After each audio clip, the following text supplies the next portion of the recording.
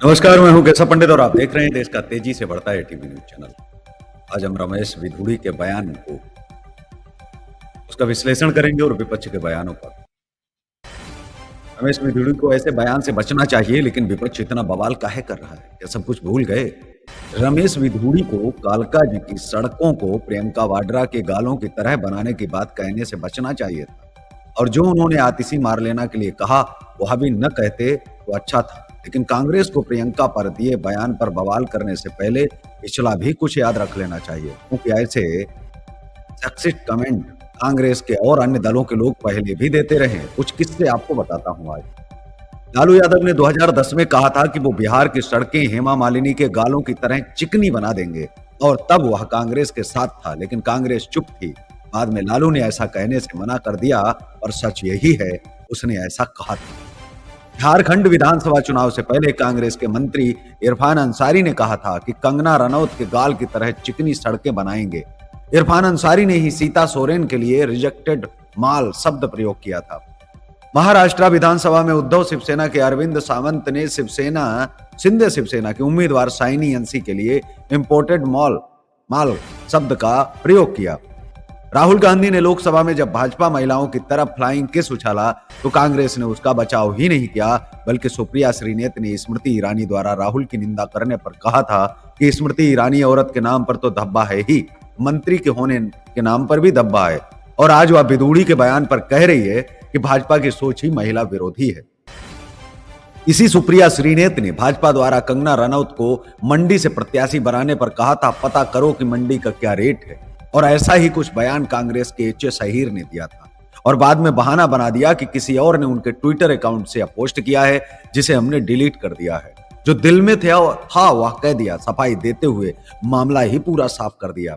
कांग्रेस की सुप्रिया श्रीनेत ने स्मृति के लिए अपशब्द कहते हुए यह भी कहा था कि महिलाओं पर होने वाले अपराधों पर भाजपा की महिलाएं क्यों नहीं बोलती, जबकि पूरा विरोध करती हैं। लेकिन सच्चाई तो यह है कि राजस्थान गहलोत के समय एक रेप स्टेट बन गया था, पर कभी भी कोई कांग्रेस का नेता कुछ बोलता ही नहीं था, जबकि हाथरस जैसे मामलों में पर्यटन करने जाते थे।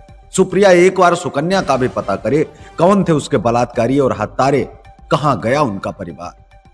बंगाल में महिलाओं पर ममता राज में घोर पाप हुए, कांग्रेस कभी कुछ नहीं बोली और संदेश खाली तक भूल गई। आज बांग्लादेश में जो हिंदू महिलाओं के साथ अपराध हो रहा है, उस पर कांग्रेस और समूचा विपक्ष खामोश है, क्योंकि सलाहुद्दीन शोएब चौधरी के अनुसार राहुल गांधी ने खालिदा जिया के बेटे तारिक जिया के साथ मिलकर बांग्लादेश में तख्ता पलट करने का प्लान बनाया था। आतिशी मार लेना के लिए सवाल न भी उठाया जाता तो भी ठीक था, लेकिन यह सवाल उठना वैसे ही स्वाभाविक भी है। उसने अपना सरनेम क्यों बदला, इतना ही पूछ लेता तो ठीक था। आज कांग्रेस मनमोहन सिंह की मृत्यु पर उनके कथित अपमान पर सिर पीट रही है, लेकिन कांग्रेस के नेता तो जीते जी प्रधानमंत्री नरेंद्र मोदी का घटिया शब्दों से अपमान करते हुए 100 से ज्यादा गालियां दे चुके हैं। एक महान मृत आत्मा सावरकर का नाम सुनकर कांग्रेस को जैसे ततैया काट जाता है। एक कॉलेज का नाम भी सावरकर के नाम पर नहीं रखने देना चाहते। अपने केवल पूर्वजों को ही इस देश में सब कुछ मानते हैं, इसके अलावा कुछ भी मानने को तैयार नहीं। देश को समझना पड़ेगा कि क्या देश वाकई सही हाथों में है या फिर सही हाथों में है। पहली बार कांग्रेस निराश नहीं है, हताश हो चुकी है। वोटरों तक के लिए इस्तेमाल किए गए शब्द, ये तो धोखेबाज है। उत्तर प्रदेश के वोटर ये आते हैं, खाना खाते हैं, हमारे भाषण सुनते हैं, लेकिन वोट नहीं देते हैं। वोट के नाम पर अगर हम बातचीत करेंगे तो वो मोदी को दिया जाता है, मतलब वोटर गद्दार है। हमारी रैली में आया क्यों? अगर भीड़ लगाने के लिए और पैसा लेकर के आ रहा है तो ऐसा वोटर नहीं चाहिए। अब कौन बताए श्रीमान जी को कि वोटर बहुत चालाक हो गया है, वो अब नहीं चाहता है कि इस तरह की चीजें हों, और वो अब बता भी देना चाहता है कि हम झांसे में नहीं आएंगे। तो ये विश्लेषण था रमेश विधुड़ी पर।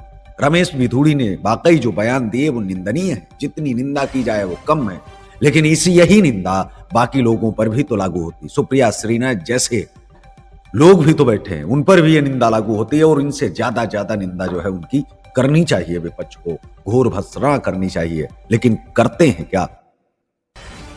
जय हिंद, वंदे मातरम।